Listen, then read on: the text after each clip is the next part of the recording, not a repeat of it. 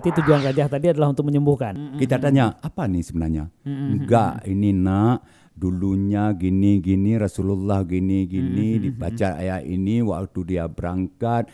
Ada orang misalnya, diganggu setan, udah bengong-bengong duduk gitu. Maka disuruh, nak, sholatlah kamu. Oke. Jangan berhenti salat. Kenapa? Untuk menjauhkan setan di tubuh kamu. Ada mantra, ada doa. Kalau yang putih itu diawali dengan hu atau he. Aku sunting matahari. Iya, macam-macam.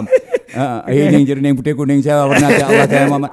Apakah ilmu kebal itu masih efektif dipelajari anak muda masa kini? Kalau kamu yakin, itu masuk saya pengikat santri.